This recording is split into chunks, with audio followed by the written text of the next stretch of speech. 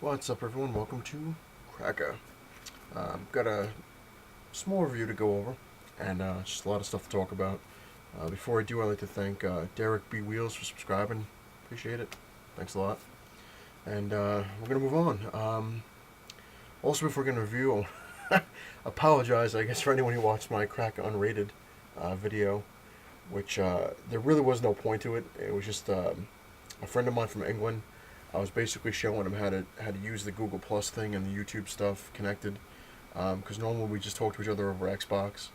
And he's like, yeah, he's like, I was telling him about my show, for like a year now. He's like, oh, I want to be on it, but obviously I live in England, that ain't gonna happen. And then when the whole Google Plus thing, I was like, oh, we should do that one time, we'll get it together. And he's like, all right, how do you do it? And that's pretty much what it was, just a lot of random stuff of us testing it out, or him testing it out. And so now that he knows how to do it, it's all set up. He can also be on future crack episodes from across the seas. And anyone who watched that whole thing through, man, I give you credit. As we said, your medal was in the mail with the can of tuna. It was just us being our random selves, just wacky things. There was really no structure to it. I mean, we did talk about comics and comic book movies and games here and there, but mostly just us being crazy random people. So good luck if you watch that thing. Also, before getting into the review, like I said, there's going to be a lot of stuff we're going to be talking about. So I might as well do the review first, because then a lot of things I'm going to talk about afterwards. So let's get to it. Batman and Robin number 17. It wasn't a bad issue, but it was basically nothing but dream sequences, dreams and nightmares. But they were cool. They were kind of interesting. Especially the one with Damien. He had kind of like a dream where he wakes up and then he's still in a dream and he doesn't know it. Then he wakes up again. So, but it was weird. Cool but weird, I guess. Not really gonna get totally into it. So, some of these I'm gonna review pretty quick. Let's put it that way. Amazing Spider-Man number 16.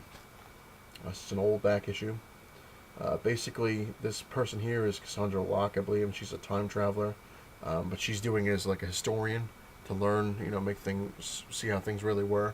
And this character here is called Ghost, who's basically the same kind of person, except he goes to sabotage things for his own personal gains. Kind of like Time Cop in a way. They go back and to make money or whatever. Spider-Man basically is caught in the middle, as usual. He's kind of like, he loses his job, so now he's like broke and all this crap. Wasn't too bad. Wasn't too bad. Amazing Spider-Man number 17. With, as you can, Mysterio, Electro. It basically focuses around Sandman. And Spider-Man's trying to get himself a new job, and of course Sandman comes between me, and Spider-Man just kind of pissed. He's like, why is it always me? Why do I always have to suffer? And why can't somebody else, finally do it? And then of course the memories, great power, great responsibilities. He's like, oh, so he just kind of sucks it up. And basically the whole thing is in Peter Parker's Spectacular Spider-Man, I think it was. I have the issue. Venom, Sandman was trying to reform the Sinister Six and gets Venom on board, and Venom kind of snaps and takes a bite out of the Sandman and swallows it. So now Sandman apparently can't pull himself together because he's missing part of his mass. So he can't just cover it up with new sand. It's got to be the, whatever sand he was made out of. So it's weird. And he's falling apart. You see like sand bones, and he's like rotting basically. And he says before he dies, he wants to kill Mysterio because he blames Mysterio for the whole thing. And of course, Spider-Man gets in between it, and you see the Electro's new look. And it wasn't a bad book. Moving on, Cable and X-Force number 4. I'm a Colossus fan, so I like the book because of Colossus. But this is basically continuing where they left off in the last issue, where they're in like a meat packing kind of plant for like, I guess you would say like McDonald's. I forget what the name of the thing is, but technically that's what it would be. And apparently the meat packing plant was like kind of like a front in a way. They were trying to put a virus in the meat and turn everybody into mutants or some crap like that. And Cable saw it in a vision.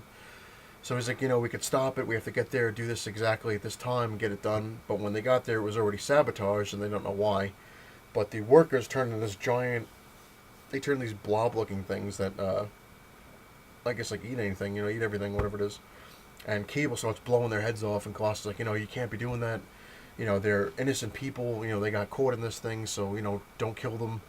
And it comes down to the point where they kind of combined, the creatures combined into one giant creature, and Cable's like, he's like, you got to destroy them. He's like, there's nothing we can do. He's like, we failed. This whole mission is scrapped, and all the cops are coming from all the gunfire and all that crap. And Klaus is like, you can't kill them. You got to, a whole big thing. You know how Klaus is, don't kill anybody. And the guy that looks, I forget, Dr. Nemesis, I think he's called. He's like, all right, and he just pulls out a gun and shoots this like virus thing into their head, and Colossus kind of snaps, like, what'd you do, and just wipes everybody out. Basically, that's the sum of it. Deathlock shows up towards the end. Apparently, he's the saboteur. But moving on. Wolverine and the X-Men number 25. Interesting issue.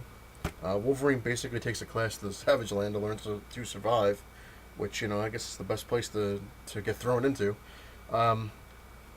Now, what's funny about this thing, before I get into the whole thing, also, in this issue, Wolverine's younger brother or older brother, I forget his dog, shows up, who was last seen in Wolverine Origin. If you read that thing, the whole Wolverine puts, like, when he first gets his claws, he cuts the kid's face or whatever it is, and you find out it's technically his brother, and just weird stuff. But I'm going to show you something here that I find very interesting and strange and just amazing, I guess, how they're going. I think like 2003, I think it was. I'm not really 100% sure on when they did it, but Marvel, like especially the X-Men, just had dozens and dozens and dozens of mutants that had made no sense, that they just kind of threw out there, I guess, to try to find like the next big thing, kind of thing. Oh, this character's cool, this character's cool, and most of the time they all sucked. I think they just made it to fill in the school in a way. Like, oh, we got this mutant here who is covered in eyeballs. This mutant here can only teleport 2 feet. This guy here can only read things backwards. Well, that sounds stupid, but you get the point. And then the whole point of the House of M storyline was to get rid of all that crap. That was Marvel's way of saying, you know what, these characters suck. Let's get rid of them. Let's do it this way. And Scarlet Witch is like, no more mutants. So everyone that was like a mutant recently, lost their powers. You know the thing. You know the drill. Now all of a sudden, mutants are popping up everywhere again due to the Phoenix, something like that. So there's mutants everywhere. And, which is kind of stupid because it kind of defeats the whole purpose of the whole House of M. It's like, oh, we're going to clean this up, get rid of this stuff. Now all of a sudden we're right back where we started. But one character in here I found friggin' hysterical, and it's just funny in a way, is they have a were-shark. She can turn into a shark that can also survive on land, I guess. And the funny thing is, you can see her, it's a girl, right there. The funny thing is, shark boobs. She has shark boobs. It's just sad. I'm just like, really? That's where they're going now? They have a were-shark a girl who could turn into a shark on land, and I don't know. But it wasn't a bad issue. It was kind of interesting. I enjoyed it. A little free-for-all kind of thing. Moving on, Fantastic Four number 4, which is the last issue I'm going to review. I do have some other books I still got to read and review, but that'll be down the line. This issue was kind of crazy. It explains some things, but also throws out a hell of a lot of questions your way. Basically, if you've been reading the storyline, Reed Richards is technically dying from something. He doesn't know how to fix it. His powers are fading. He's dropping, and he comes up with this idea that he's going to go take the whole family on this trip, and he tells them that it's for educational purposes when he's trying to find a cure for himself, and he thinks it's going to affect the family as well, so he's trying to find a cure for them. They come upon this planet, which they look like Avatar snakes, and he says, they're completely friendly. He's like, just act polite, and I have these devices that can translate their language, so just act normal, don't go crazy, and you'll be fine. And he finally shows up, and he's like, I'm Reed Richards, blah blah blah, and they're like, oh, welcome, and they seem as nice as they appear, as they claim they are. And also, like, there's like a subplot where you see Reed Richards basically how he met Susan Storm for the first time, and there's a whole thing going on there, which is pretty cool. It's very interesting. But when these creatures, these alien race, see the Fantastic Four, they're like shocked, like almost like meeting a celebrity, and they're like, you have to come see this cave, because you're not going to believe it, because we can't figure it out ourselves, and we don't like mysteries or whatever it is, and we've solved everything, but we can't solve this. You need to see it for yourself. And later on, you see them go to this cave, and on the cave, on the wall, is a mural of the Fantastic Four. You see the Human Torch in flames, you see the Thing, you see Mr. Fantastic stretching around, and you see Susan Storm. And like, we really need to know how this happened. We went to sleep, like they hibernate, I guess. we wake up and this is on the wall. It wasn't there when we went to sleep. When we woke up, it was there, and none of us did it. So we need to know, how this happened, and we've never met you. So how did we, how could we possibly know what you look like? And you find out later on that like Reed is making like a little journal, and he's talking about stuff, and you don't quite get it. You're like, all right, all right. But then he says that, I want to let you know that I'm trying very hard, but I also want you to know that I've succeeded or something like that. He's like, how could I not? I'm a genius and I have a time machine, and I've already done everything already, and I'm gonna leave this as a reminder for my past self to find out how to do it himself. So you're like, wait a minute, what the hell? They show Reed Richards, I guess, coming from the future into the past, painting the mural on the wall because he knew they were going to be there at one time, as a reminder to remind himself that, everything's already happened, you're just living it out. And I'm like, okay. So like I said, it's confusing, but it's pretty cool. All right. I liked it. Moving on to some interesting things, and I guess some depressing things in a roundabout sort of way. The depressing things, I guess we're going to start with. I'm going to be dropping a hell of a lot of titles. It sucks, but it just, a lot of the ones I'm just, they don't mean that much. I'm just kind of like, they're not that bad, but they're not that great. And considering they're, like I said, they're almost $4 a book is insane. $3 to $4 a book is a little nuts. One thing I'm going to be dropping for a while, which is painful, because I really wanted to try to get, like I said, dent in it, is Amazing Spider-Man. I'm going to be dropping my pursuit to collect the back issues because the back issues are through the roof, especially around my area on eBay. Some of the issues just ridiculous prices. I was even looking on Midtown. I'm like, because sometimes they do have good deals, so I have to give them a little bit of credit. Which, as much as I don't want to order from them, I'm gonna start ordering a little bit here and there, down the line, because you look at them. And even though they have a lot of flaws, they do have a lot of cool things with it, which I'm not really going to get into now. But some of their back issues for Spider-Man were ridiculous. Like they had like Amazing Spider-Man number 681, especially a lot of 600 issues for some reason. 681, I'm just going to pull a random number that I just remember seeing how much it was. It was going for $30. And I was like, that's insane. That really is crazy. On eBay, a lot of the old issues, like Amazing Spider-Man, I think like, what was it, number, I think like 425 or something like that, the one I have, was going for 20 something dollars. I'm like, all right, this is nuts. They're skyrocketing because I think everyone, that Peter Parker's dead, everyone's going nuts. Like, oh, I have to buy Spider-Man, Whatever. So that's kind of a painful thing. So I'm going to be stopping my back issue holes for Spider-Man for a while until they start to drop a little bit. Also, DC related, I'm pretty much dropping every DC title.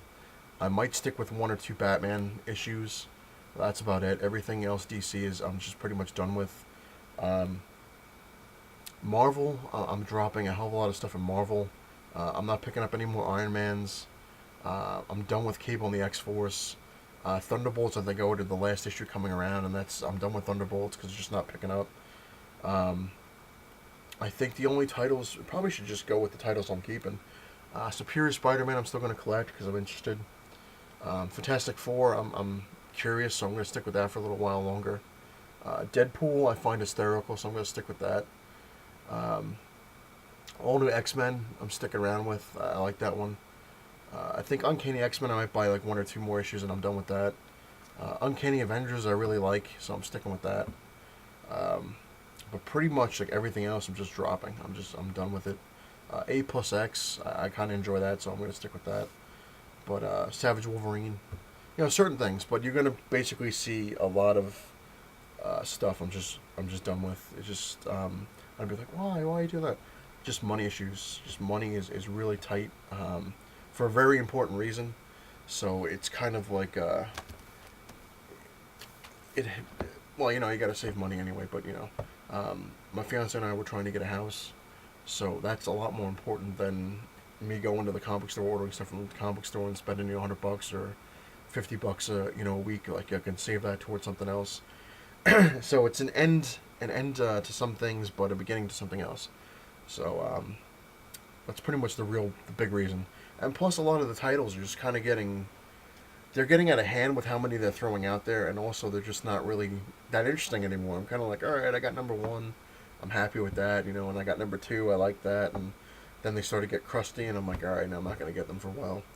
And I believe Dak and Hallett was talking about the same thing, like, because he's saving up for a show to go to, and he's like, if I really want it, I can always go back and get them later on, which is a good philosophy.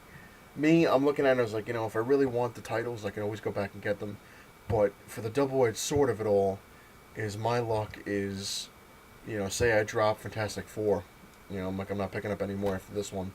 And 3 months from now, I go back and I'm like, hey, you know what, I'm going to go start picking them up. They're like quadruple the price. Like number 5 would be like $80, something like that. I'm like, all right. That's my only worry is like, I want to go back and get the issues later on. But, especially if I like them.